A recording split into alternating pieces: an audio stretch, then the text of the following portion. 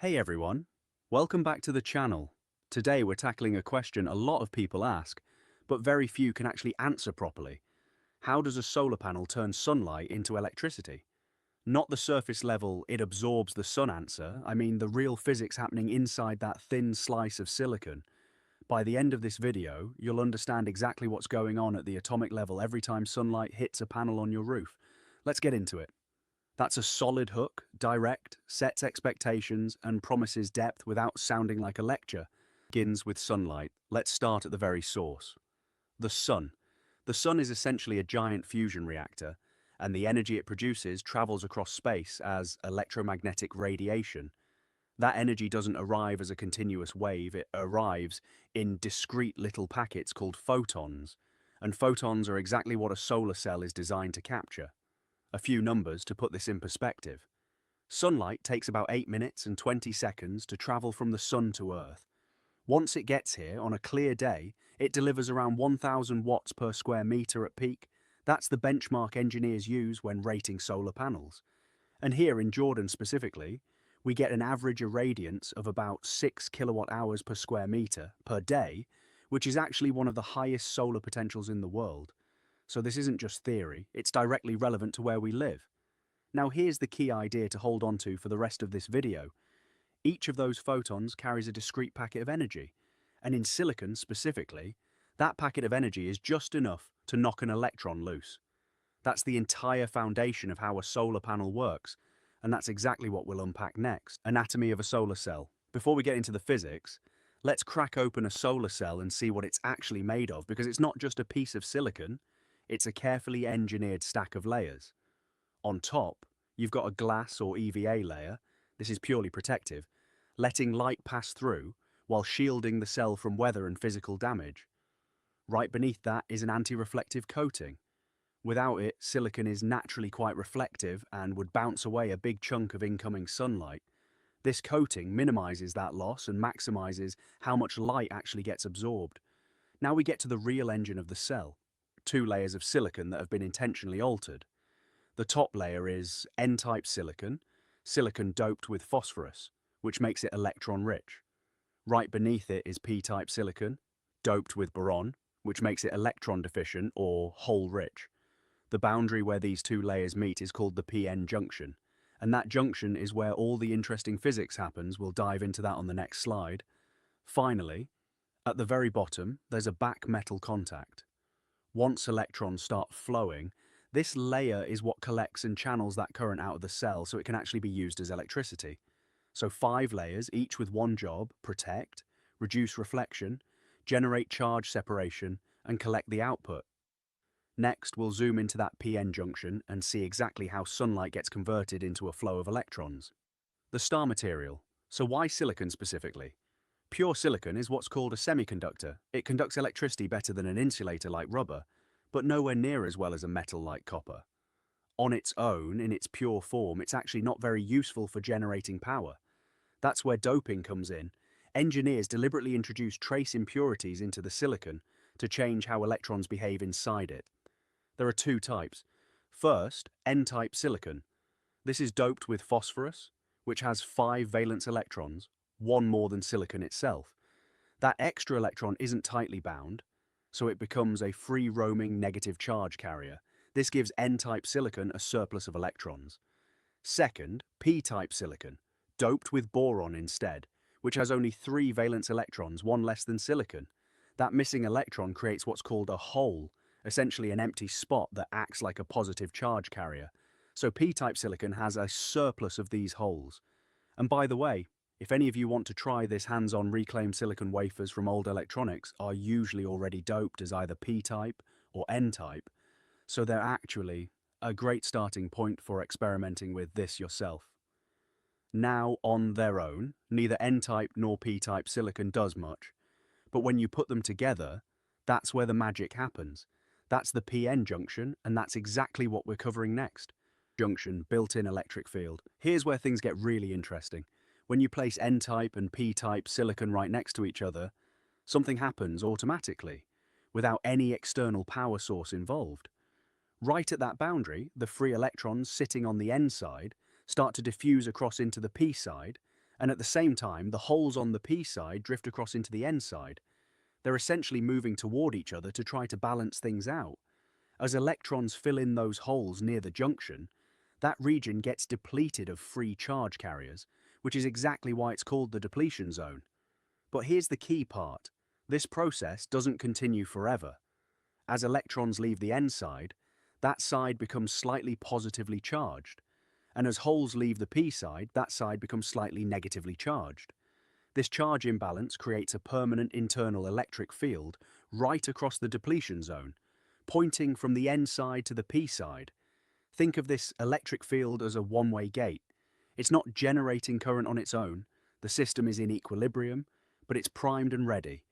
The moment a photon comes in and knocks an electron loose nearby, this field is what grabs that electron and pushes it in one specific direction, and pushes the corresponding hole in the opposite direction. That directional push is literally the origin of electric current in a solar cell. So to summarize, diffusion creates the depletion zone, and the depletion zone creates a built-in electric field, and that field is the engine that will drive every electron once light starts hitting the cell. Next, we'll actually watch that happen. Ready. The photovoltaic effect. Now let's put it all together and watch the actual moment electricity gets generated. This is the photovoltaic effect, and it happens in 4 quick steps. Step 1. A photon strikes the silicon. If that photon carries enough energy, remember, this is that discrete packet of energy we talked about earlier, it gets absorbed by the material. Step 2. That absorbed energy knocks an electron loose from its position. But here's the important detail. When that electron leaves, it doesn't just disappear from the picture, it leaves behind a hole. So one photon creates an electron-hole pair. Step 3, and this is where everything we covered about the P-N junction pays off. That built-in electric field we discussed doesn't let this electron and hole just drift back together randomly. It actively sweeps the electron toward the N side and the hole toward the P side, pulling them apart before they can recombine. Step 4. Now you've got separated charge on either side of the junction. If you connect an external circuit, say a wire running to a light bulb or a battery, those electrons will travel through that circuit to reach the P side and recombine with the holes there. And that directed movement of electrons through a circuit is, by definition, electric current. Now, one honest caveat worth mentioning, not every single photon completes this journey successfully. Some get reflected off the surface, some lose their energy as heat, and some electron-hole pairs recombine before they can be collected.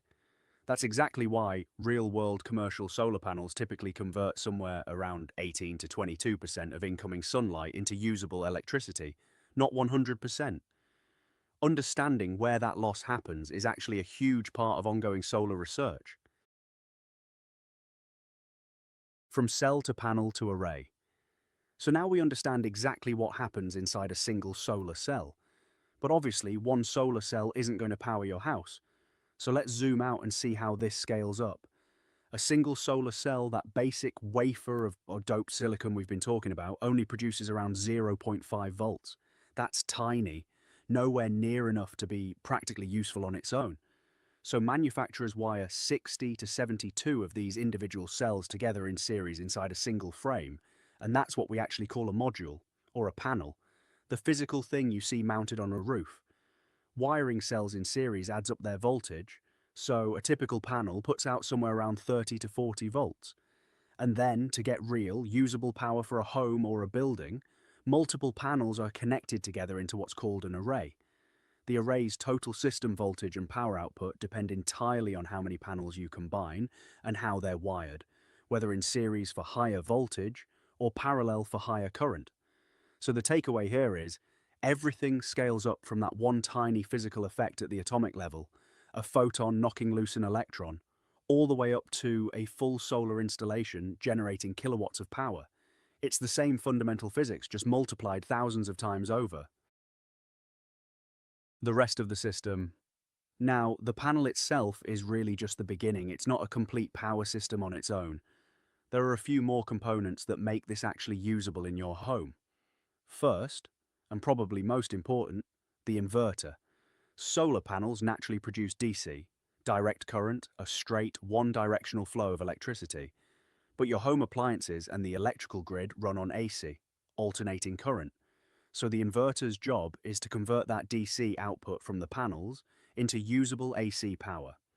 Second, you've got mounting and wiring.